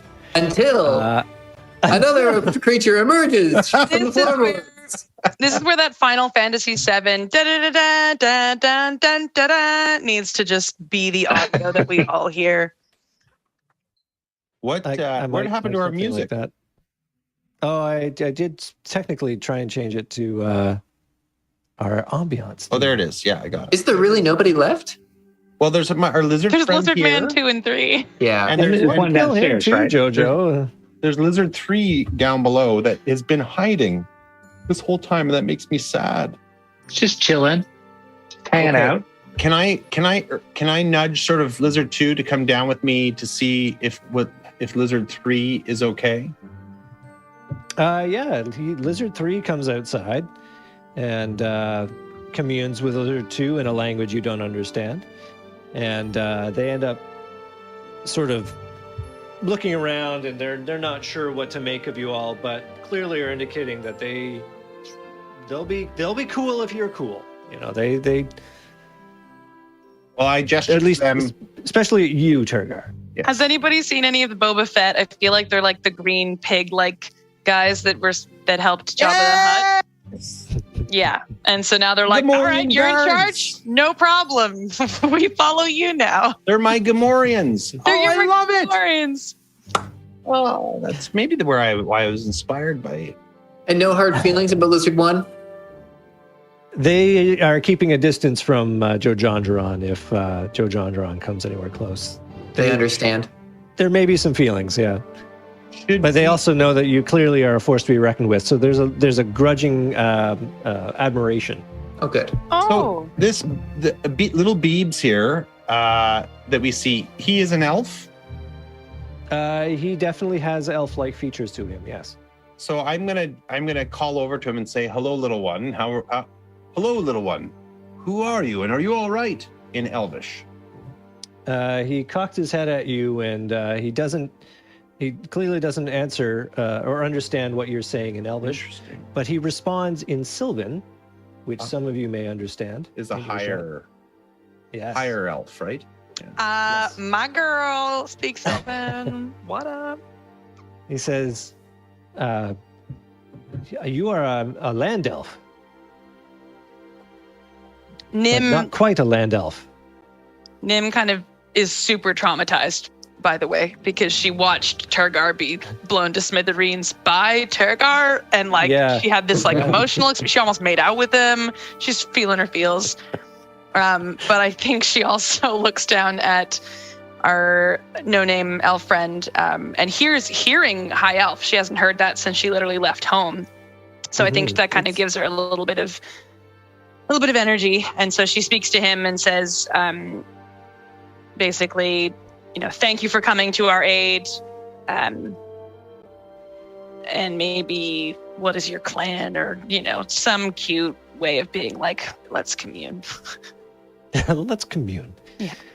He says he hefts his. So he looks a little bit worse for wear. He's got some bruises on him, and looks like he hasn't eaten or drunk in a while. Looks a little dehydrated, but he proudly puts his trident on the deck and looks up and he says, "My name is Pizrele, and I'm a member of the tribe of Manan, an undersea village about 20 miles southeast of here. I have been imprisoned by these ungracious pirates for days now, and I thank you for rescuing me. The small one is very kind." Yes, he's a drunk. Cool. Well, wow. She relays obviously all that information to the rest of the group, letting him know that he's been in prison. So not only are these people trying to like smuggle stuff, but they're like straight up imprisoning folks It's and human trafficking. full on human trafficking. This is where you go to moral ethics. You can't agree with the human trafficker. Maybe smuggling, not human trafficking. Or not elf trafficking. Maybe gnome trafficking. Ask him if Do you there's say any of that in? Do you say any of that in Sylvan? Or are you just relaying all this? I think I relay a good portion of it, and then I would most likely repeat. Well, no, I think I say all that in English, or in common rather. Just not to you're assume repeating that what he English said. is common. It's just common. Fair. Yeah. They sidestep that marvelously in this game system. Ask him if there's any other prisoners that he's aware of on the ship. Sure. Yeah. Are any of your people? Are you were the only one imprisoned? Are there any other? I should have an accent right now. Are there any others of your kind on this ship that we should save? Says, "Oh no, I'm the only one. My tribe saw this ship traveling across the coastline. It was very suspicious. So the tribal chief ordered me to keep watch on the area and follow the ship to see where it went. I may have gotten a little ambitious, and I boarded the ship to see if I could learn anything, and I was discovered. So they put me in that hold, and they stripped me of my weapons. They fed me very bad water and very, very sparingly. Some nasty half-orc was beating me when he thought I wasn't, stepping to when he wanted. But I didn't really learn anything more of what their intentions were." No, because you don't speak their language, you poor fool. There's All no right. little girl on the ship. Oh, she disappeared. Didn't she? She's gone. she should have I haven't heard. disappeared. If she, Okay. Well, Nim will relay all that to the There. group, letting them know that there's clearly this badass underwater tribe or clan that would be potentially worth our time to investigate if needed. Investigate. I mean, wouldn't We that trust be? him, don't we? Mhm. You want to see if he's telling the truth? Oh no, more just like, ooh, let's have a Jar Jar Binks like under the Yes. sea moment where we all put on little breathers and we go down. I think this whole thing is turning into Star Wars really quickly.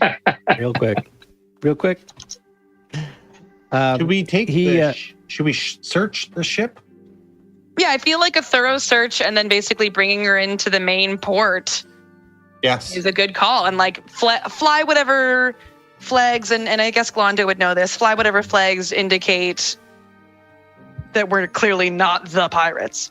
Well, now that a little time has passed from out of combat, Glonda realizes that the ship is not feeling exactly level.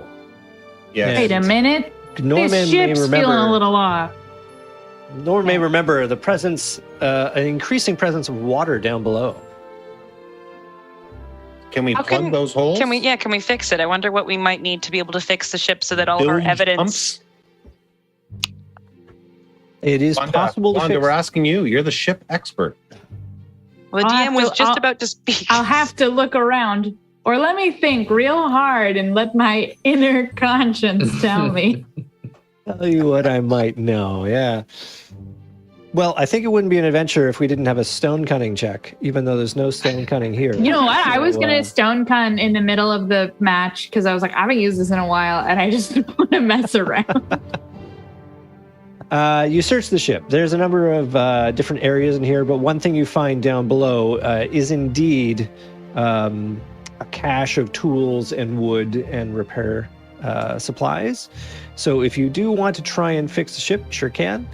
I'm not going to make you roll stone cutting, but I will make you roll. We'll have somebody roll. What would it be? It's not really a skill for this. Oh, why don't we just say athletics? That's a good old check. So whoever wants to roll for that can roll. Who's got a high at- athletics? I think Norman has a good one. Yeah, I've got an okay one, but I think he's got a better one. I've got plus I'm- 2. I got +4. Athletics. No, I'm -2. Oh, wow. Then it's I have gonna a- be. +3. I'll go then. I got +4. Whoa! Look at It seems as you know how ships work. You're probably the one. All right, Shot let's, put. let's have you make a roll. Here we go. Oh, 12. So you Oh, the I missed water's coming in faster than you can nail it. planks on. You slow the descent, the amount of water that's coming in. There's a lot of buckets being used to start removing the amount of water, but it's looking like it'll be a near thing. You're thinking we could start getting the ship underway and move in towards the town now, but you might not make it. Tough call, Who gang. knows? Well, we have walk on water, don't we? Or no, we have breathe underwater. Still, that's I feel like 24 hour you still have- spell. Saving this ship. Did you just confirm we can't save it, or that without saving it, it won't make it? You could continue to try and save the ship, or you can sail into Salt Marsh.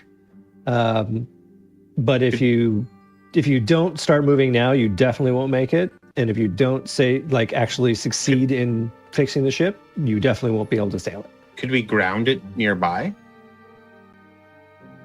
Yeah, you could try and get closer to the shore. Yeah, and not make it into. Do you like that idea, or do you want to make a run for Salt Marsh? Because we're not that far. We walked here. We have our little boat too, if we want to use the little boat. Yeah, I that's feel right, like we the could- biggest that's thing right. will be Yeah. keeping, because I'm sure there's cargo on here, and I'm sure there's like a boatload of evidence, if you will. Yeah, So we just that just run it aground wherever we can. Yeah, maybe if we have somebody look around and if there is something very valuable, put it on the ship that's not going to sink for now. Is there anything that looks Or we particularly could valuable? keep a We could guard. do a look Hey, we've through, got yeah. guards up at the mansion. So if we go towards the mansion, we could get them to come back to the ship. If it's grounded, then it's not going to sink. They can come and guard it. We can go back to town, and then the townspeople can take care of the ship. We don't care about the ship itself, Let's do it. right? Okay. So I'm gonna roll to see what the wind is like. If it is a very Oh my high God, roll, here we it's on a 20-sider. If it's on if we get high, it means the wind is with you and the sea is in good condition. If it's very low, i.e. a 1, the wind is against you and the waves be angry. So, So let's we're see what either we- sailing in irons or sailing. We want to get high. Hey! We're sailing free. The wind is with you. In Hooray. fact, it has even been drifting the ship closer, straining at the anchor as you wait. So that means that Galanda can roll a survival check at advantage to sail the ship and give you all instructions on what to do, various tasks.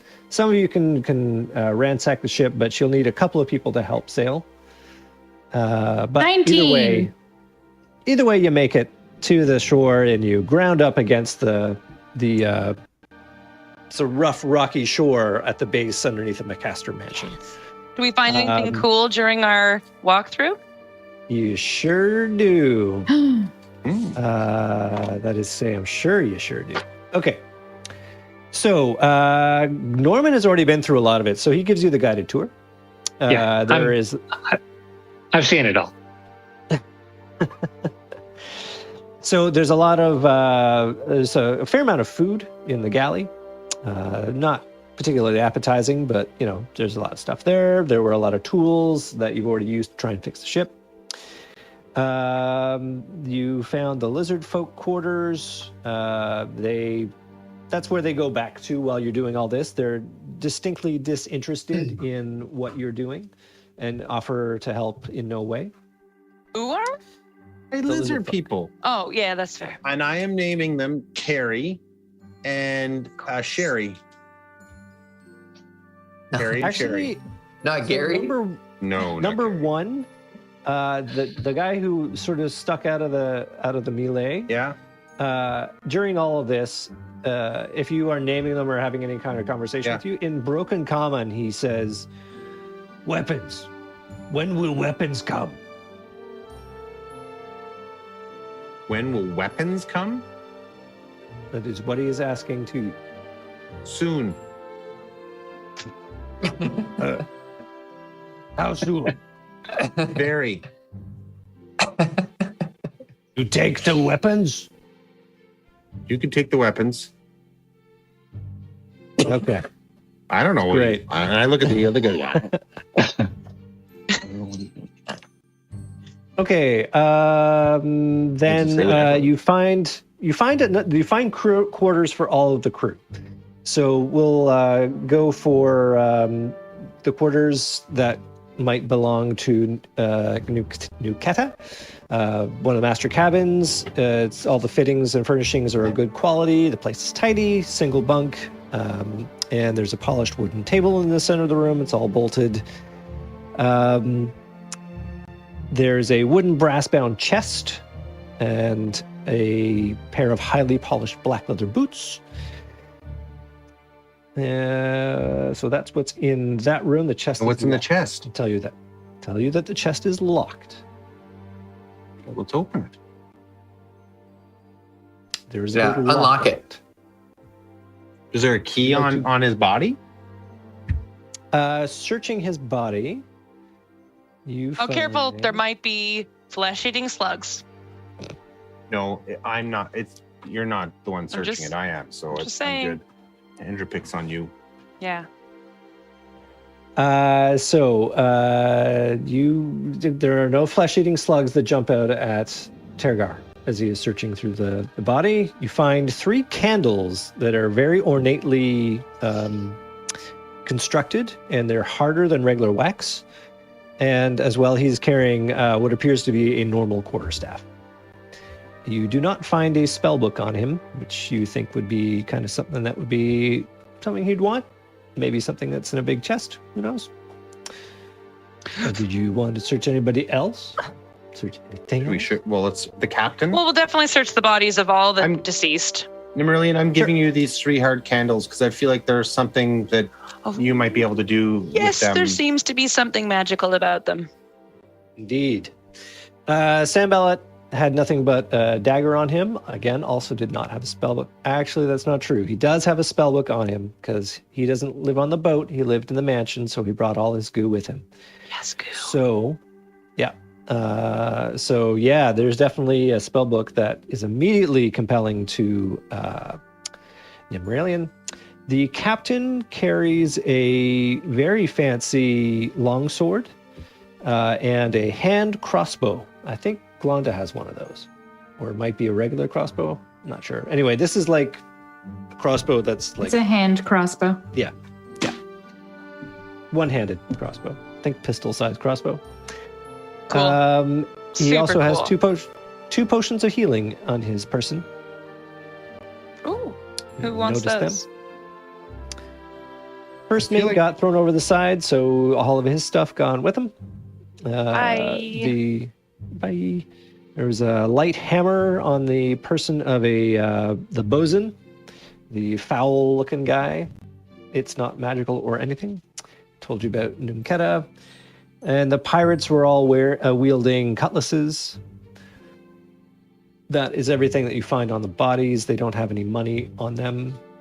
Armor or anything. Does anybody have 0 potions of healing? I've got 2, but I also have no healing spells. So if anyone's at 0, they should grab one. I think I have 1 or 2. I have 1 left. Okay. Jojo and Gnorm. Healing potions? Mm-hmm. Yeah. I don't think I have any. I have no potions. So Okay, you why don't take, each of you take one? Yeah. I don't really believe in potions, though. That's fair. You can express your freedom.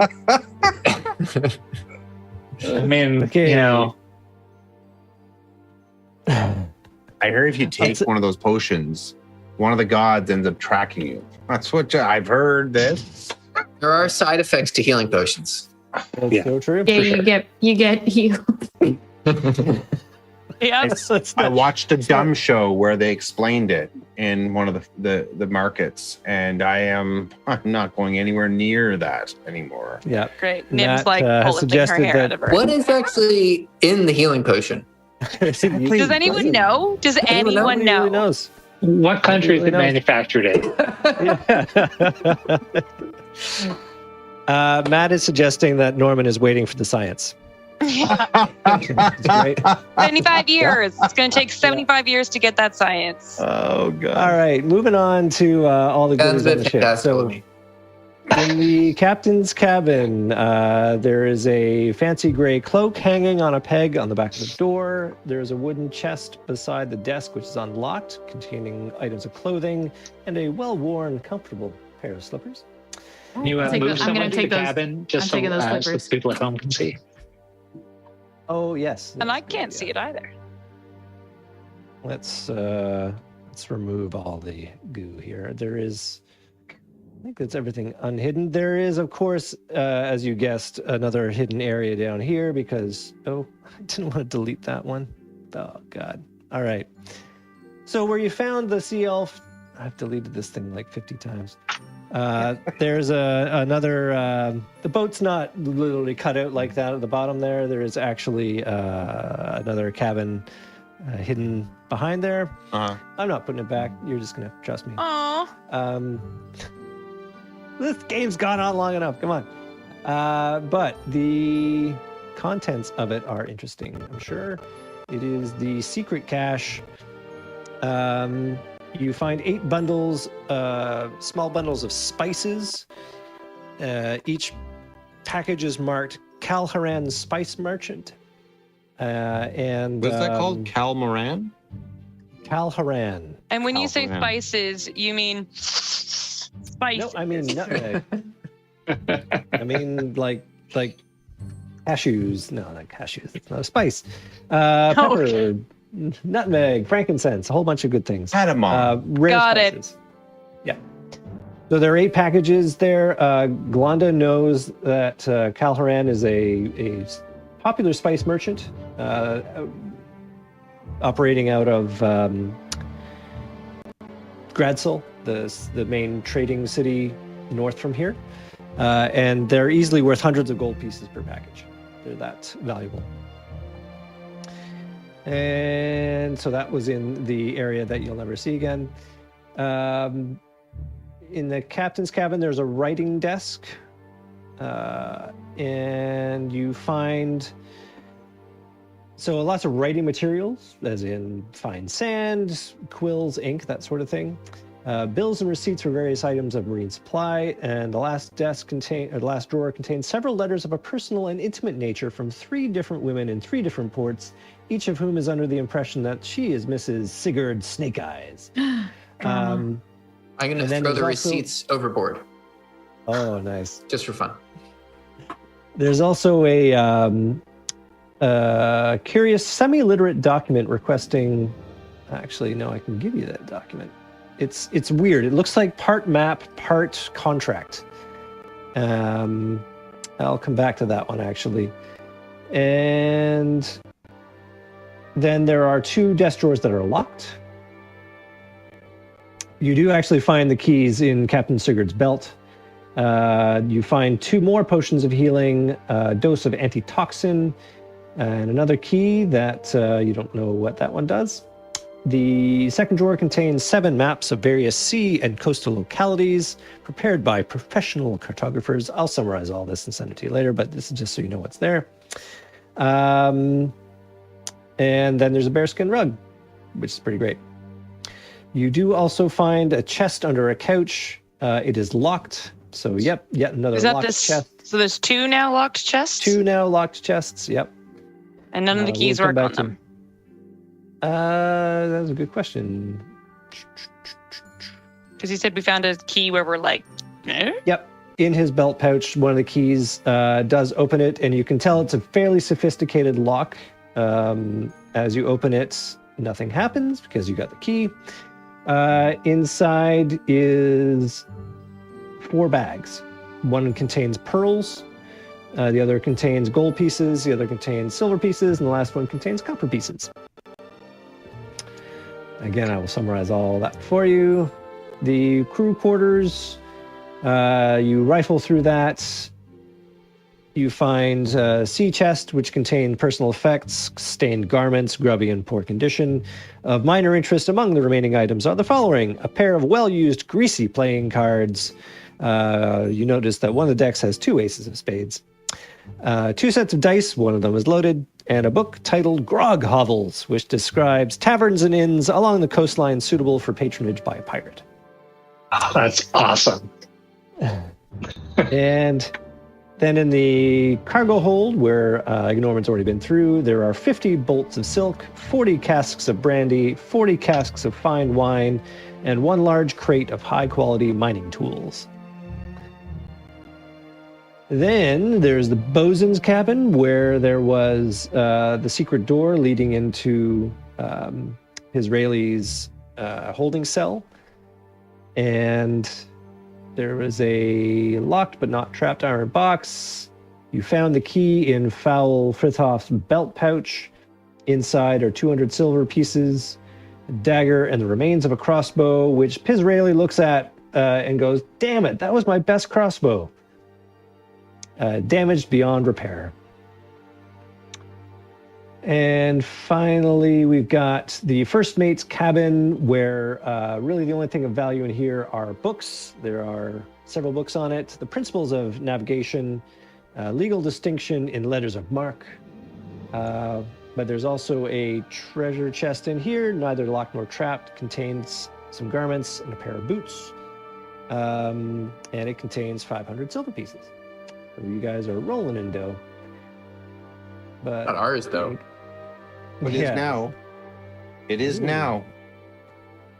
The only other area in the ship is the bilge, which smells like a place you don't necessarily want to go. Does anybody want to go into the bilge? Norman? No, thank you. Is the bilge what I think it is? Yep. Okay, let's go in. I'll go. If it's a private movie theater, that sounds great. Yeah. No, that might be what you thought it was, but that is not what we thought it was. Oh, I was okay. Is the bilge below there, like under that grill at the bottom of the ship? It's I'll at the go. very bottom, yeah. I do think that we should go in there. I don't care. All right. Well, sticking your head down in there, you can see a little of what lies in the gloom below. The area stretches the full width and breadth of the ship. For all you can see, the full length. For no bulkheads are in view. What must be the bottom of the ship is covered with a thick layer of wet sand, presumably ballast, on top of which is an inch or so of green, greasy water. Scuttling noise towards the stern indicates there is some life down here, perhaps living off the garbage thrown in occasionally by the lazy crew. For there are heaps of trash immediately below the hatch that have formed small islands in the fetid water. A particularly large one has accumulated at the base of the mast. And as you move your light back and forth, you catch a yellow reflection in one of the garbage piles. Oh. Should we? Here, I'm going to go get it, but I'm Might be a gold piece.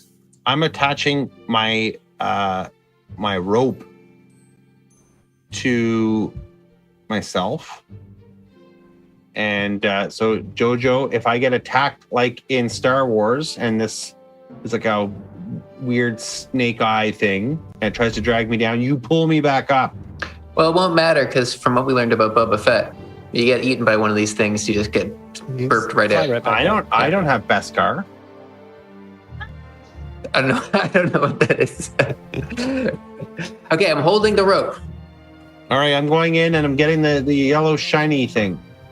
Okay, you reach down, and as you get closer, bring your light closer, you do note that it is indeed a gold piece. Looks like it has been lost over time. You reach out to grab it, and you're attacked by a swarm of rot grubs. Same shit that attacked. Shouldn't have touched that dead body. I saw the rot grubs at Massey Hall in 2002. They looked really I got good. a t-shirt. Yeah. The jitters open for them? Yeah, that's right. Okay, I hear Tirgar scream, so I pull him back. Okay, it misses you. That is to say that it manages not to jump all over you. They start pinging and popping, trying to jump onto your skin, but you realize quickly what this gross thing is. So, yeah, they're there. You don't quite get the gold piece, though. Do you still want to try and grab it? Nope. Okay. You pull yourself up and out of combat. Well, does someone want to does anyone have a spell that could burn them or something? Marillion, do you have like a fire spell? She's not interested in that. It's a gold piece. She tosses you a gold piece and is like, what happens if it's a gold piece that like is a piece of a map, like in the Goonies? It's like the thing that light shine, or Raiders of the Lost Ark. It's like the light shines through this thing that tells us where. She's like, what are you referring to? What is the Raiders of the Lost Ark? What is? He doesn't get those references, dude. What? Yeah, but Dan, he found that in the Tomb of Souls or whatever, not in the porta potty outside the pyramid. What is a porta potty to you might be a Tomb of Souls for what the things that have obviously died down. And I like to think even those rock worms have souls. Exactly. So we should not harm them. All right. Is it I think possible? Dan might be right here. Is there any way we can get this thing? I It is 6:33, and I need to make my chef's plate. That's right. Okay, bye-bye. For me to use my manacles on these rock worms. No, they are definitely not manacle-sized. So let's call it there for tonight. Although I could, we'll finish it. We'll wrap it up and move it on to the next episode. Well, that's right. We could do the other stuff. I will send you some details by email about all the lovely things you found in here. But we got some hungry people on the West Coast, so let's move things along. Thanks for joining us again tonight. We love it when people tune in. PJ suggested that fire in the bottom of the boat was probably not a good idea. Yeah. Matt loved the adorable kitty. And PJ also indicates that nobody knows what's in a potion of healing. He knows what's up. He knows what's up. Freedom. Cool. So, we're going to be back next week. So, thanks for watching. And, Super dupes. Thanks so much. we'll do Love all the the comments stuff. tonight. Yeah, everyone's on fire. Yeah. Good night. Good night. Good night, everybody.